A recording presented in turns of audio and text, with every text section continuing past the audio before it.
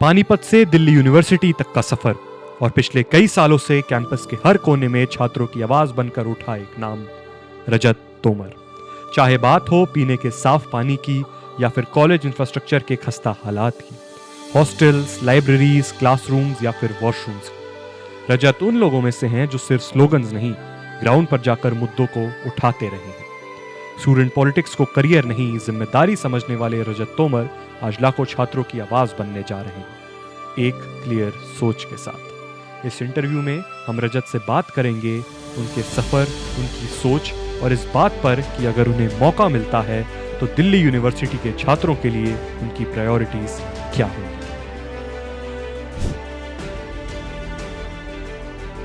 कैसे हैं रजत भाई? बहुत बढ़िया अमित भाई, आप कैसे हैं? बहुत बढ़िया। तो रजत भाई, आज अपने बारे में थोड़ा बताइए हमारे ऑडियंस को, हमारे दर्शकों को।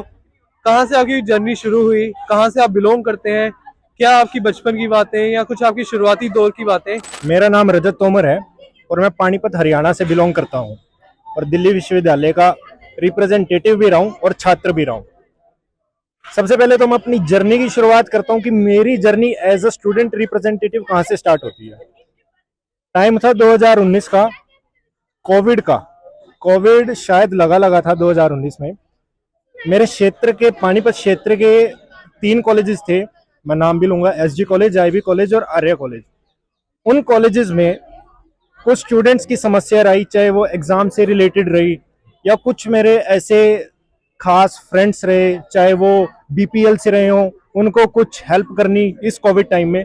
तो वहाँ से मैं और मेरी जो टीम तो मैं नहीं कहूँगा, मेरे भाई है सब, जिन्होंने मेरा उस टाइम पे भी सपोर्ट किया और आज भी सपोर्ट करते हैं। तो 2019 से मैंने एज आ कि भाई स्टूडेंट रिप्रेजेंटेटिव कि भाई अपने जितने आस पड़ोस में कोई नीडी हो उसकी हेल्प की जाए।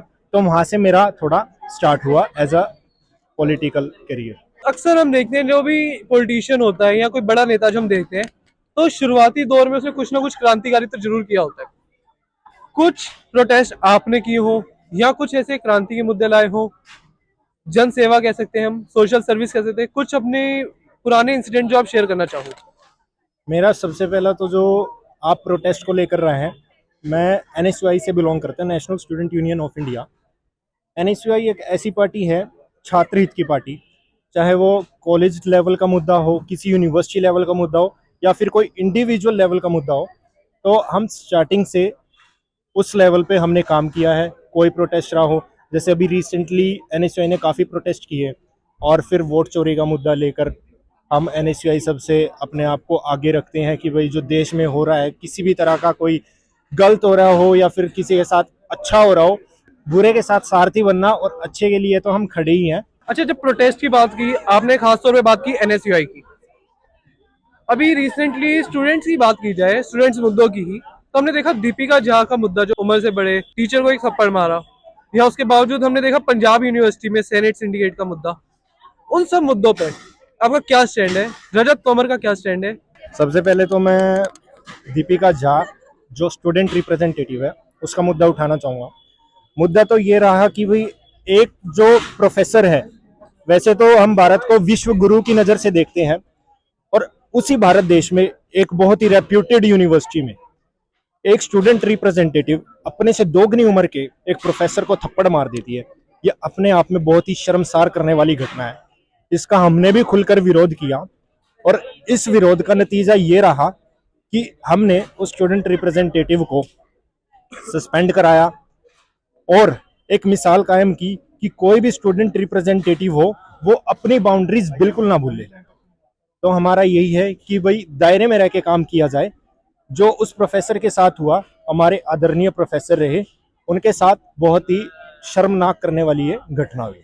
देखा जाए तो मैं हरियाणा से बिलोंग करता हूँ और जैसे ही दिल्ली यूनिवर्सिटी हमें प्यारी है, वैसे ही पंजाब यूनिवर्सिटी भी हमें बहुत प्यारी है। सेनेट का जो मुद्दा रहा, हमारे ब्रदर रहे वो हंगर स्ट्राइक पर बैठे। हंगर स्ट्राइक किस लिए थी? सेनेट का मुद्दा उठाया गया। सेनेट के मुद्दे में जो हमारी पंजाब यूनिवर्सिटी है उसको सेंट्रलाइज किया जा रहा था। सेंट्रलाइज करने का मेरे अकॉर्डिंग देखा जाए तो कुछ इफेक्ट्स भी पड़े, कुछ नहीं, मैं ज़्यादा कहूँगा ज़्यादा इफेक्ट्स, कि जो पंजाब और हरियाणा का फिर कल्चर था वो कल्चर मेरे अकॉर्डिंग थोड़ा कम देखने को मिलता, वो धीरे धीरे लो हो सकता था। इस चीज़ की लड़ाई हमने पंजाब यूनिवर्सिटी में भी लड़ी। मैं खुद मौके पे भी रहा पंजाब यूनिवर्सिटी में सेनेट के मुद्दे को लेकर। मेरे कुछ ब्रदर्स वहाँ रहे जिन्होंने पूरा आखिरी दम तक इस लड़ाई को लड़ा, और नतीजा ये रहा कि वो लड़ाई हमने जीती। हमने संघर्ष किया और सेनेट का मुद्दा जो सेंट्रलाइज वाला था वो हमने जीता, और एक मिसाल कायम की कि अगर कोई छात्र या फिर छात्रों का समूह अगर चाहता है सरकार से लड़ना है, सरकार के किसी भी नियम के जो स्टूडेंट्स के खिलाफ हो, अगर हम स्टूडेंट्स एकजुट हुए तो फिर हम वो जो कार्य है सरकार को मुंह तोड़ जवाब दे सकते। रजत, आपकी बातों से तो लग रहा है चुनावों में आप पूरा घुसने की तैयारी में है।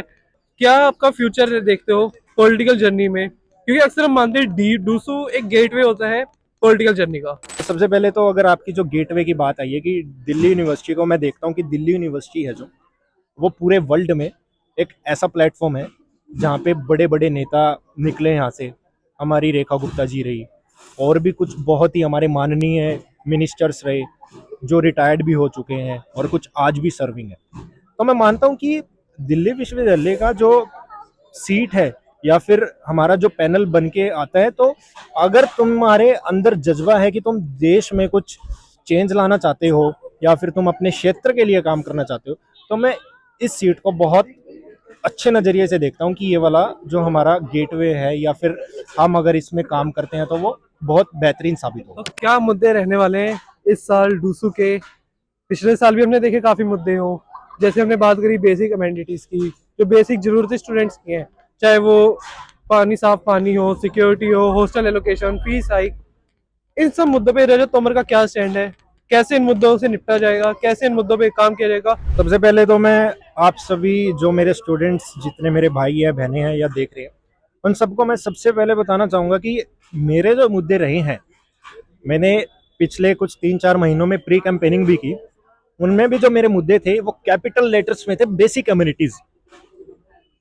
बड़े बड़े डूसू के प्रेसिडेंट आए बने, उन्होंने बहुत बड़े बड़े प्रोमिस किए कि हम ऐसे काम करेंगे इस मुद्दे को लेकर, बट जब तुम पैनल में आ जाते हो फिर वही जो सारे मुद्दे हैं वो छलावा हो जाते हैं एक तरह का। तो मेरा सबसे बड़ा जो मेन टारगेट रहेगा बेसिक कम्युनिटीज़ का, सबसे पहला है बेसिक वाटर, पानी की जो समस्या रही है।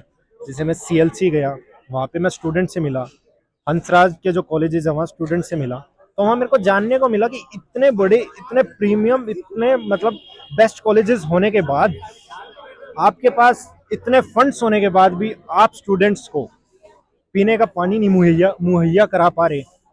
फिर हमारी आ जाती क्लीनिनेस की इतनी कमी है। फिर आ जाती है हमारी बेसिक कम्युनिटीज़ में प्लेसमेंट सेल नहीं है। इतने स्टूडेंट्स, मेजोरिटी ऑफ स्टूडेंट्स दूसरी स्टेट से हमारे दिल्ली विश्वविद्यालय में, उनकी सेफ्टी को लेकर मुद्दे हैं।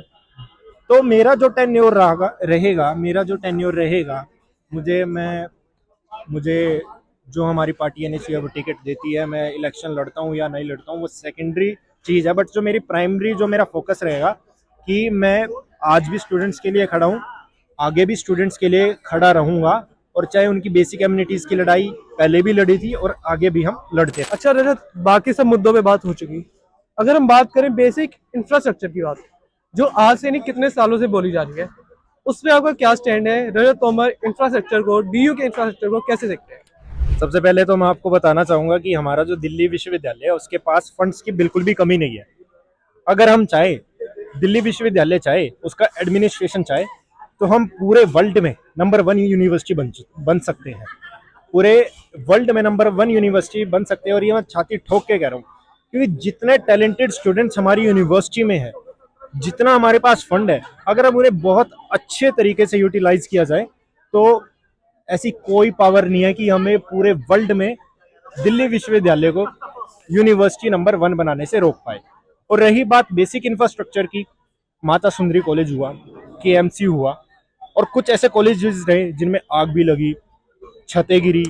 तो इतने फंड्स होने के बावजूद हम इतने सक्षम नहीं है, हमारा एडमिनिस्ट्रेशन इतना सक्षम नहीं है कि वो इन कॉलेजेस की रिपेयरिंग करा सके, इंफ्रास्ट्रक्चर ठीक कर सके। तो हमारी लड़ाई इसी चीज़ को लेकर रहेगी, चाहे हमें VC के दरवाजे खटखटाने पड़े, चाहे हमें VC ऑफिस के बाहर प्रोटेस्ट पे बैठना पड़े, हम लड़ाई बेसिक कम्युनिटीज को लेकर लड़ेंगे और लास्ट दम तक लड़ेंगे, चाहे वो साल लगे, 2 साल लगे, चाहे 3 साल लगे। तो रजत, ये तो हो गई चुनावी बातें, चुनावी मिर्च मसाला जिसमें हमने आपसे बात करी।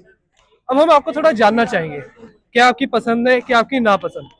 तो अभी जैसे हम पंडित जी कैंटीन में मौजूद हैं, सबसे पहला सवाल मेरा आपसे ये रहेगा, नॉर्थ कैंपस या साउथ कैंपस, कौन सा प्रेफरेंस होगी आपकी?